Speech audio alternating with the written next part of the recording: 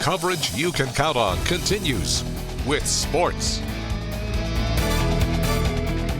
Hello and welcome back. I'm Hannah Fulman in for Marty Ledbetter. Now, what an exciting weekend it was for our Wabash Valley High School football grads in the area. Over at Memorial Stadium, the 18th annual Wabash Valley Football Coaches Association's All-Star Game saw the best of the best come together, many of them for one final time in their football careers. We saw some key plays with standout All-Stars like Sullivan grad William Newby, who got the Black Division started on the right track with a nearly 70-yard touchdown. Now we take a look at Northview's Braxton Sampson. He was also another big standout for the Black Division. Sampson won the Foley Award for most outstanding performance at last night's game. Take a look at this touchdown right here before halftime, the third of the night. Sampson was a huge asset to get the Black Division to their 36-12 win. Now over to some of the top plays by our Gold Division athletes. Check out this incredible play in the second by Owen Valley's Gavin Stevens as he gets the interception. Wow, what a play. And we can't forget Park Heritage's Noble Johnson getting the first of two gold touchdowns right here.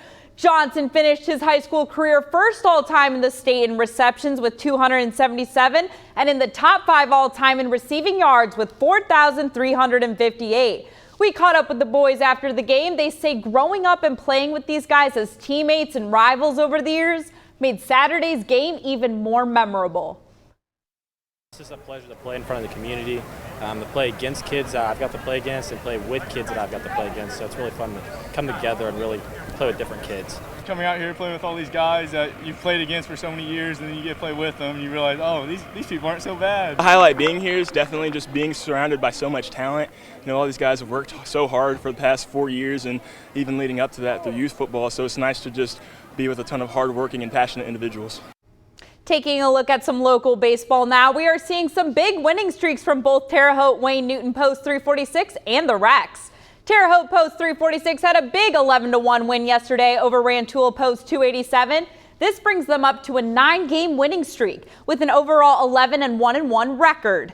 Now over to Terre Haute Rex baseball, who've been having quite the good year this year with several big wins recently. Now on Saturday, the Rex took on the Champion City Kings in a doubleheader. Game 1 had a final score of 7-6 over the Kings, and Game 2 had a final of 7-2. The Rex are now in first place with an overall 16-8 record in the Prospect League. They will be back at home this Wednesday. Finally, taking a look at some Sunday Major League Baseball, let's head over to Busch Stadium where we saw some great rivalry action taking place. And it was a close one tonight, folks, going into extra innings. Third inning, Cardinals up by 2, looking to stretch that lead even more when Brendan Donovan hits one deep into right field. And it's going and it's good, just barely getting over the wall there, making it 3-0. But the fun's not over yet. Paul Goldschmidt sends one out into the bullpen for his 18th home run of the year. Cardinals now up by 4, but this party's just getting started as Juan Yepes brings in another solo home run for St. Louis. But all you Cubs fans, don't worry, it's time to play catch up. Fourth inning, Cubs down 5-1, bases loaded. Rafael Ortega takes on the challenge as he brings 2 runners home. Cubs only trail by 2. Next batter, the one, the only, Wilson Contreras, as he sends a single up the middle, bringing in 2 more runs, tying the game at 5. Making it a nail biter here, and Cardinals looking to fight back, but not today and not when Ian Happ is around. He makes the beautiful sliding catch right here. You might even say a game-saving catch by Happ. Wow, that was incredible. Now we head into those extra innings. Top of the 10th, Contreras slaps a single the other way off Zach Thompson, bringing home Nelson Villegas, sliding into home. And that will do it in the final game of the series. The Chicago Cubs get the big comeback win with a final of 6-5 over the Cardinals.